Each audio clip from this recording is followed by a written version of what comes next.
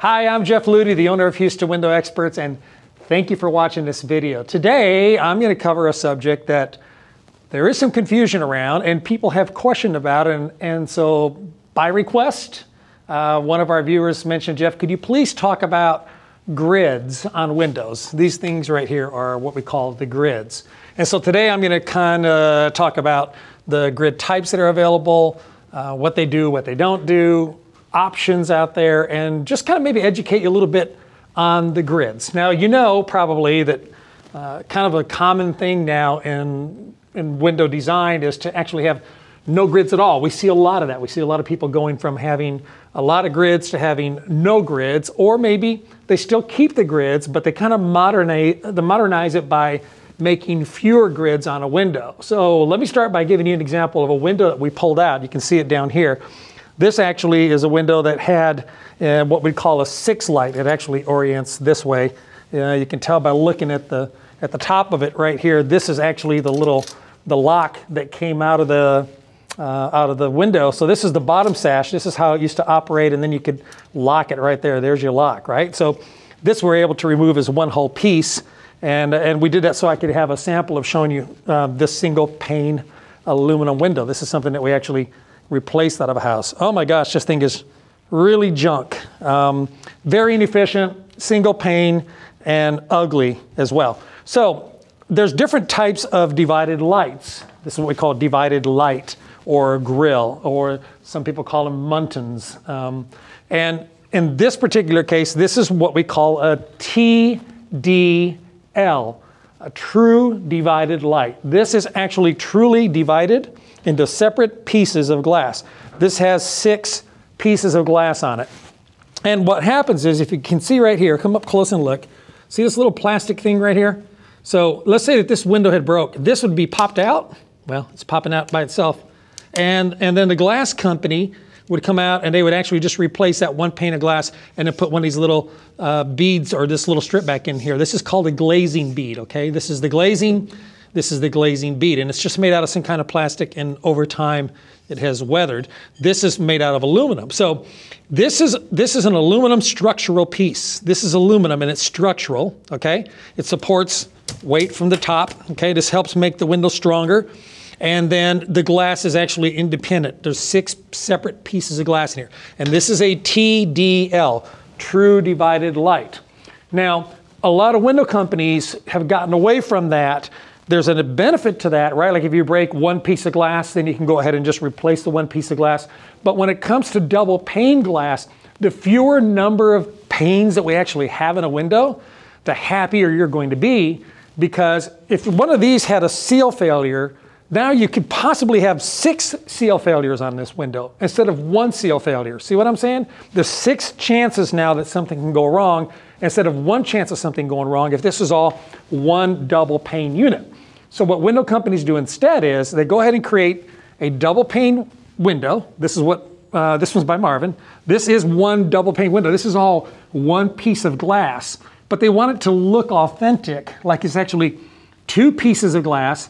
And so they put this down the middle, and this is not a true divided light. This is what we call an SDL instead of a TDL. What does SDL stand for? Good guess. Very good. Yes, simulated divided light, SDL.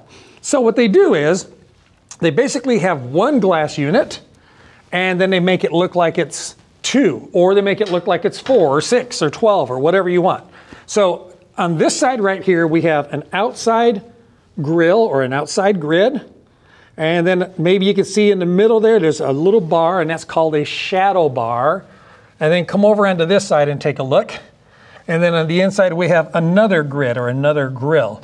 So this is a grid, there's a grid in the middle, and then there's a grid on the outside. And that gives you the equivalent to the look of an actual true divided light instead of a simulated divided light. Now, just so you know, some window brands still offer true divided light. That is an option.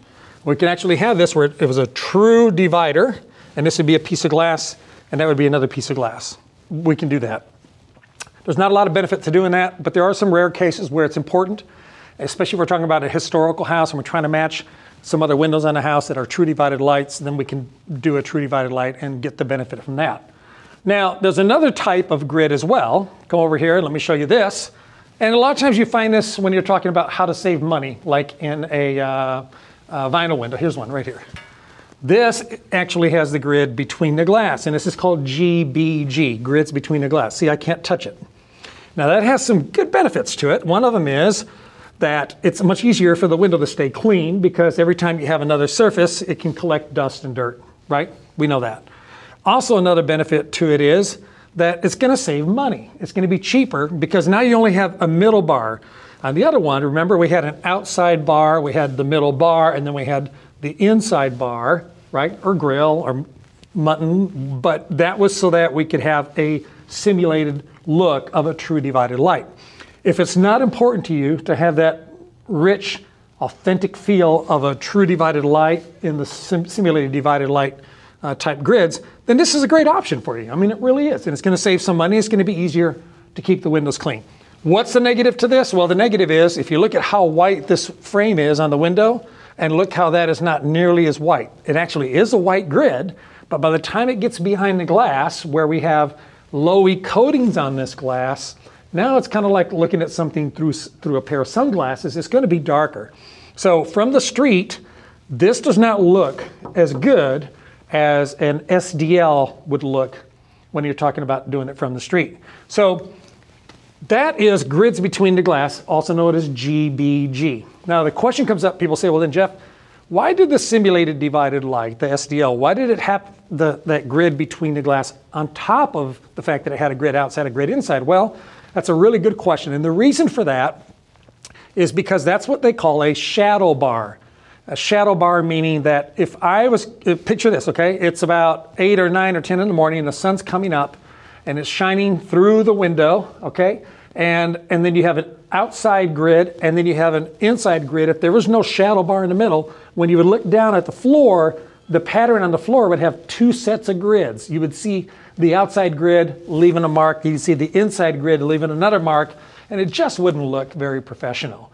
And so in that case, adding that shadow bar in the middle serves to actually create one complete shadow on the floor so that you don't see 2 sets of grids, you only see 1 set of grid. And also the other benefit to having it there is because these grids that are on the surface, here's another example, this is one by Windsor, because this grid is on the surface of the glass, what holds it on that glass is a double stick tape made by 3M. Well, if I didn't have a shadow bar in here, when I walk up to my window from the inside, if I'm at this right angle, I would actually see the back of that grid on the outside, and it probably wouldn't be beautiful because I'd be seeing that tape that's on there. So having that shadow bar in there also gives me something to see other than the back side of the grid. Starting to make sense? Okay, that's the reason they do it. Now, when it comes to naming these grids, there's a lot of marketing, okay? The reality is that they're either truly divided lights, or they're simulated divided lights, or they're grids between the glass, but you're gonna find that some window companies kind of give it a fancy name. Like Anderson, here's Anderson. They call theirs, they have one called a fine light, then they have a simulated divided light, which doesn't include the shadow bar, and then they call their true divided light, I think they call it true divided light, it's one where they actually put the shadow bar in there because it's more realistic, so you gotta be careful on different verbiage that people use. On the Windsor, come over here, I'll show you the Windsor. Windsor, they have basically the same setup as the Marvin one. You can tell by looking at it right here. And on the Windsor, they call theirs WDL instead of SDL. Why do you think they call it WDL? Windsor divided lights, okay? So it's kind of like, well, we have a WDL. And the other guys are like, well, we have, Pella's a cool one. They call theirs a ILT. Integral Light Technology. Ooh, and an ILT can cost more money, see? So watch out for marketing, but basically those are the 3 basic options for you. Now, when you talk about realism and the grids looking realistic, the very best looking grids are going to be when you have an actual wood window that has an aluminum exterior, okay? You can see that I've got some depth here. I'm working with some depth there. And so this grid can actually, while it sits on the surface of the glass, That one is probably about a 1/4 inch or so deep. So I walk up here and I touch it, I can actually feel it. It's on there. I can tell it's really on there, and it feels nice and deep. This one's even a little bit taller, okay? And it's because these are deeper framed windows. I mean, I have more room to work with here than I do on, say, a vinyl window or a narrow frame aluminum window. But come over here, let me show you kind of what ends up happening. When you get, here's an example. This is an Amsco vinyl window. Come look from the side here and look at how shallow that grid is. It's very shallow. It doesn't stick out and give as much dimension as you saw back there on the wood window. And the reason for that, come here and I'll show you why. The reason for that is if this stuck out pretty far, when we go to open this window, it would actually hit. There's a chance that I would end up hitting that grid as I open the window. And then in that case, we'd end up damaging the window, or we'd end up popping the grid off because they're just glued on there. So that's the reason you're going to see that the window manufacturers use a very shallow grid, typically on vinyl, because they don't have as much frame depth. This window, if you notice, is about 3 1/4 inches deep, okay? And that'll fit in a 2x4 construction house. This wood window here behind you is like 5 1/8 inches deep, 5 3/8 inches deep. This is not going to work on a 2x4 construction house. So there's some stuff we're going to have to help you figure out to make sure it's going to work for your house. But let's say you did want vinyl because you wanted to save money by going with vinyl, but you wanted the SDLs and you wanted them to be like thick and rich. Come check this out. Here's a window that is still a narrow enough frame depth that you could use it on 2x4 construction homes, and it's made out of vinyl. This is vinyl, yes, but look at how deep that grid is. See? I mean, to me, of all the grids that I offer on vinyl windows, this one's the prettiest. It does the best job. It leaves a little ledge here on the top of this vinyl meeting rail so that there's place for me to put an actual grid that has some dimension to it on top of that vinyl frame, and then you can still get dimension like you like. And look at the inside of it too. Check out the nice dimensions that you can find on that window without this lower sash hitting it, see? So that's really cool. It doesn't hit. Now, if you like really tall grids, like the kind that really stick out, casements are the best for that. Come check this out. Why? Because a casement window doesn't have to intersect with a top and a bottom, right? So look at the casement window here. Look at the depth on that thing. I mean, isn't that gorgeous? So here you can get, I mean, this almost looks like a steel window when you look at it. And it's beautiful, and it's an SDL like the others, but now we've got all this depth. We have all this room because we don't have a top sash and a bottom sash that have to intersect. So they can put an even deeper grid on that. Oh, something interesting I want to point out to you. If you notice right here, this is the Windsor window that's made out of wood. And it's that deeper frame, so it needs to be in a 2x6 construction. And this window is going to cost more money than a vinyl window because it's real wood and it's real extruded aluminum. But I want you to stand right there and check this out. So look at that window and kind of peek through the hole here and look at this window. They're made by the same company. Look how much alike they look. Really cool, huh? And especially from 10, 15, 20 feet away, this grid looks just as rich as that one does. Yet this window is about half the price of that window because this window is made out of ultra premium vinyl and that window is made out of wood and extruded aluminum. So sometimes in some cases we have a company, a job that says, hey, do you have a company where I could do the downstairs rooms, the common areas with real wood, but upstairs in the bedrooms or in the back or on the side of the house, I don't want to spend as much money there as I did downstairs in the common areas. And that's where we can do a hybrid job where we can put that window downstairs and put this window upstairs. And from the street, they look virtually identical. And they're both using the same glass. So from the glass perspective, they're equal. But from the frame perspective, you're going to save some money. And these look realistic. They're nice, they're rich, they're deep, and they're really awesome stuff. So let's talk for just a minute about grid options, like types of patterns and stuff. So I'm going to hold this up. This is an example of Windsor, and every window company has a lot of examples. I could show them all to you, but I just grabbed this one. I had it handy right here. These are all the different exterior options that they make for WDL. There you see it, Windsor divided light. Ooh.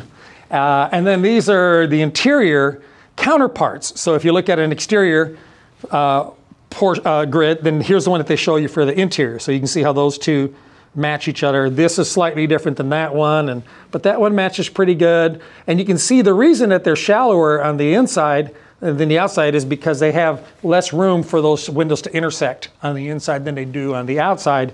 And so for that reason, sometimes they look shallower inside than they do outside. This is one of my favorite ones right here. This one right here is 7/8 inch, and it's what they call a putty. And it's the tall putty.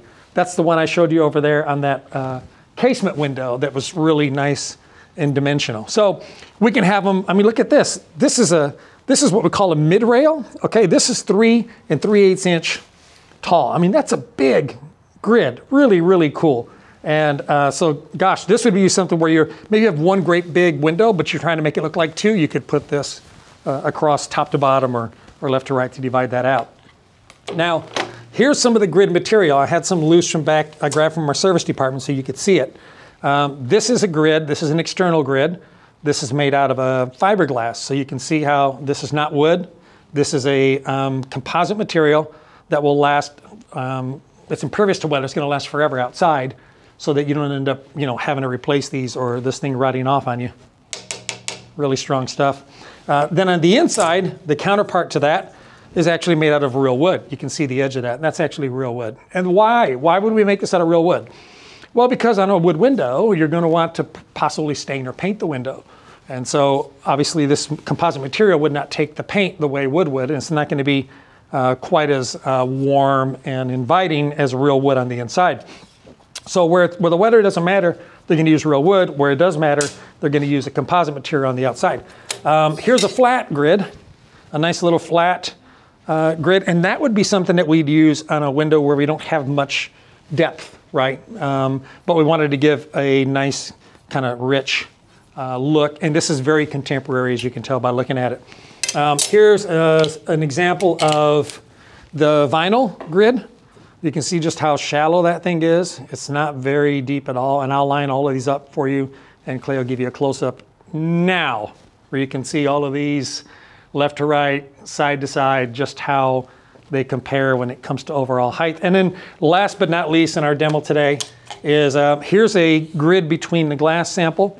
You can see this is the little pattern that it has, and this actually sits like this between the two panes of glass, and this is what you see from the front. But like I said, by the time you put it behind the glass, you're going to lose some of the punch of this color, and so that's why there's some there's some give and take when it comes to doing that. Oh, another question we get commonly is they say, Jeff, I want the grids between the glass so the window will be stronger. No, this is not going to make the window stronger. This is merely decorative, has nothing to do with structure whatsoever. Unless you get a true divided light where we actually divide it individually, there's no structural benefit whatsoever. Now, it might look like there is, and maybe it keeps a burglar from smashing out the window and walking in because he thinks that that's structural and he's going to have to cut through it. But that's not the case with modern technology when it comes to windows. The other question that we get, and I'll wrap up with this, is cost. What is cost? What is added to a window?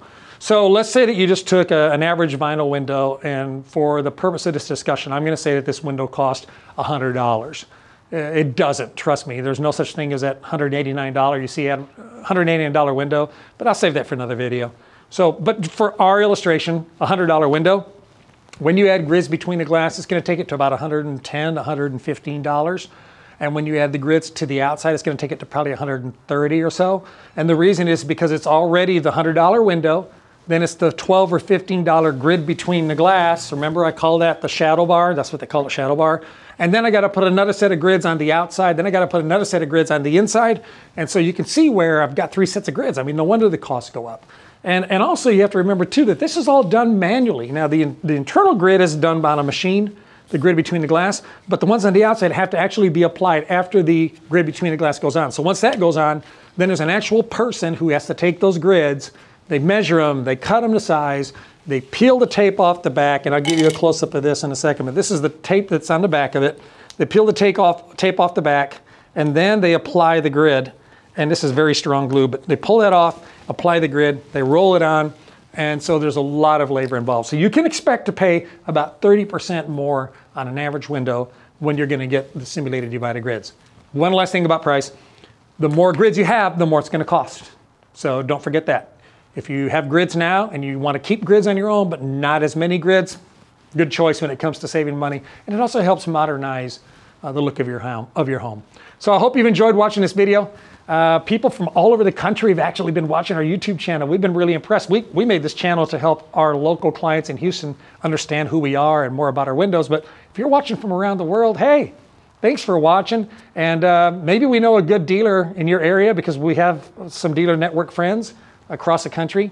If so, maybe drop us a line, info@HoustonWindowExperts.com. If we know someone near you and you're looking for windows, we'd be glad to refer you to them so maybe they can help you out. If you're in the Houston area, you know, we offer free in-home estimates. No salesmen, no pushy people come out to your home. We're not about that. You know, we have product specialists that come out and teach you and show you and illustrate our products. And if you want to buy windows from us, hey, great. If you don't, we totally get that too. We're not for everyone. We understand. And we also have a beautiful showroom right here, 467 West 38th Street in Houston. Please feel free to call and set up a time to come in and meet with one of us. Okay, thanks for watching. Have a great day. We'll talk to you again real soon.